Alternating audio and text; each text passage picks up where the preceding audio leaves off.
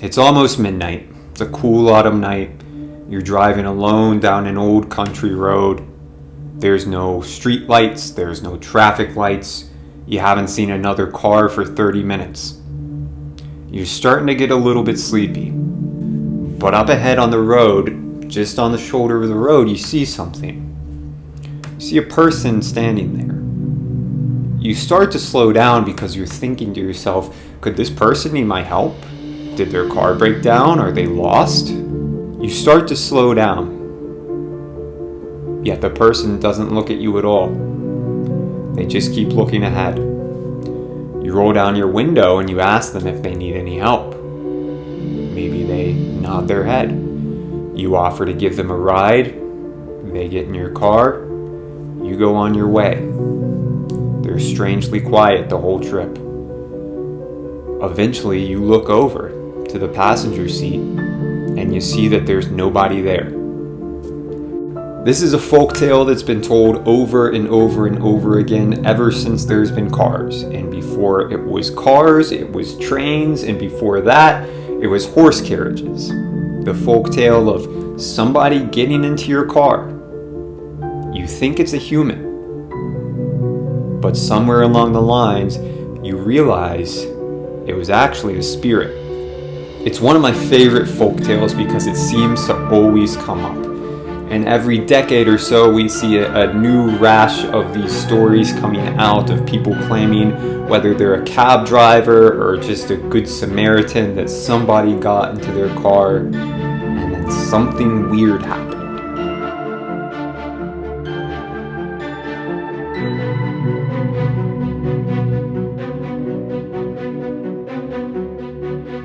A man named Roy Fulton lived in the United Kingdom in the late 70s. He was a regular Joe. He worked a 9 to 5 during the week, and then on the weekends he loved going out to a nearby pub. Roy was an absolute expert with darts, and anytime there was a darts tournament, he would always be the first to sign up.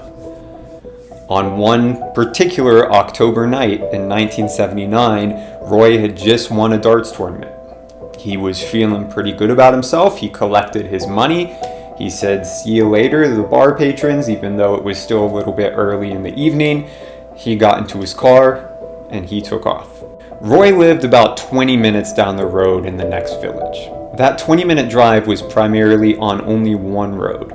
This was a country road that was pretty much a straight shot for about 20 miles from the village where he was to the village where he lived. He knew that on that road it was going to be dark, and he probably wouldn't see any other cars. Roy's driving along, just like he did most weekends. He's feeling pretty good about himself. He won 50 pounds in the dart tournament. He's saving up for a new TV, and this might just be enough to get him that brand new TV. He's about a third of the way through the drive home when he sees up ahead on the right, just off of the road, he sees a person standing there. Back in the 1970s, hitchhiking was a pretty common thing. I would not recommend trying hitchhiking in today's society, but back in the day, it was super common and it wasn't really considered a big deal. Most people did it at one point or another. So he's thinking to himself, this might be a hitchhiker, this might be somebody that needs some help. You have to remember that back in 1979, nobody had cell phones. So if you were out alone somewhere, you couldn't just call somebody to come get you. You had to hope that a nice passerby would be kind enough to stop and offer help. And Roy was a pretty nice guy, and so that's what he's doing. He slows down. He sees that this individual is a young man. He says he looked about 20 years old. Roy said that he was dressed casually, but still pretty nicely. Roy felt that this wasn't somebody who was planning on spending their night in a farmer's field. So something must have gone wrong where now this young man is stuck by the side of the road. So Roy slows down. He comes to a stop. He rolls down his window and he says to the young man, "Hey man, you doing all right tonight? Do you need some help?" He realizes that the young man's not looking at him. The young man, who again looked completely normal, dressed rather nicely, is just standing there, staring straight ahead, with a completely blank expression on his face. And Roy thinks for a second, okay, something's off here. But he's not thinking something paranormal is happening. He's starting to wonder if maybe this young man got into a car accident and hit his head and now really needs some serious help. Doesn't just need a ride, but he needs an ambulance. He needs to get to a hospital. So Roy's trying to figure out exactly what's going on, and he's thinking that this young man didn't hear him a second ago. So he says a little bit louder, hey man, do you need some help? And the young man, still staring straight ahead, no emotion on his face, just nods. So Roy's a little sketched out, but he can see that this young man is in some kind of a bind, so he wants to be helpful, and he says to him, do you need a ride? The young man, still staring straight ahead, once again, nods his head. Roy's thinking, okay, well, he's not telling me where he needs to go. Usually if you're picking up a hitchhiker, they'll say, where are you heading? Are you going my direction? Could I hop on for 10 minutes? This young man's only nodding. Roy says to him, well, where are you trying to go tonight? And the young man, still staring straight ahead, still totally expressionless, just lifts up his hand and he points down the road. Down the same road that Roy is traveling. So it seems like they're going the same direction. So Roy says, all right, well, I'm going over to the next town. I'm not sure if that's where you're trying to end up, but I can take you to the next town and maybe I can drop you off at a gas station. And if you need somebody to come get you, or if you need a tow truck, you could call them from there if that works. The young man, again, no recognition in his face. No smile, no sign that he is appreciative of what Roy is offering, but he takes a step forward. He grabs the handle to the door of Roy's car, and he opens it up. Again, paranormal is not on Roy's mind at all. He's trying to figure out what's going on, but he's thinking either A, this is a young man who got into an accident, has a head injury, and is just a little loopy, or B, he had way too much to drink and he just has no idea where he is right now. Regardless, Roy was a very kind man, and so he's not going to try to make the young man feel uncomfortable or try to embarrass him about the fact that he's acting strange. So the young man climbs into the car, he sits down, he closes the door behind him, and he just sits perfectly upright, perfectly still, with his hands on his knees, staring straight ahead down the road. He doesn't look at Roy. He doesn't offer to shake his hand. He just keeps looking straight ahead down the road with a zombified look on his face. Roy says, okay, fair enough, let's get going. He puts the car in gear. They start heading down the road.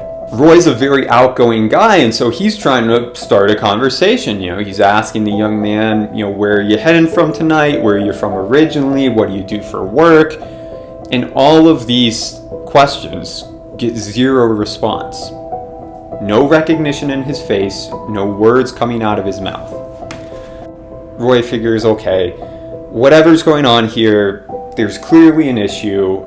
I'm not going to try to push it. I don't want to make him uncomfortable. I don't want him to think that I'm some creepy guy trying to find out information about him. I'm just going to drop it.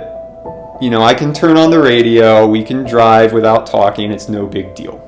So he continues down the road, and Roy just says, all right, this is weird. I'll take him to the next town. I'll drop him off at the gas station. He can get out, and whatever he does after that is fine. So they're driving along now. They're listening to the radio. They're about halfway to the next town. Roy decides that he could use a cigarette. So he reaches into his console. He pulls out his pack of cigarettes.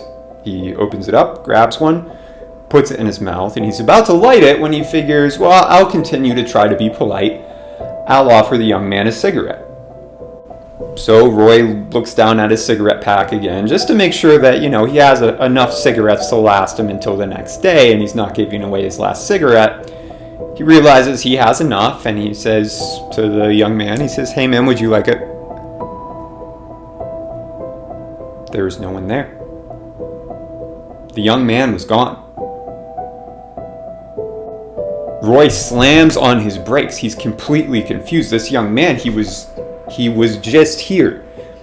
He got into my car. I was talking to him. He was weird. He was looking straight ahead. He wasn't giving any indication that he was engaging with me, but this young man was absolutely right here in the seat next to me. Roy thinks for a second, maybe somehow he climbed into my back seat without me noticing. He looks back into his back seat. He's not there. Roy is so convinced that the young man has to be somewhere in the car that he pulls over to the side of the road. He gets out of the car and he starts tearing through it. He looks underneath the front seats. He looks in the trunk. He looks where he keeps the spare tire. He looks everywhere. But there's no trace that the young man was ever there. Now, for the first time, the wheels are starting to turn. The young man did look a little bit pale. There was something a little bit off about him. It was weird that he didn't say anything. It was weird that he just kept staring ahead with a zombified look on his face. Did I just pick up a ghost hitchhiker?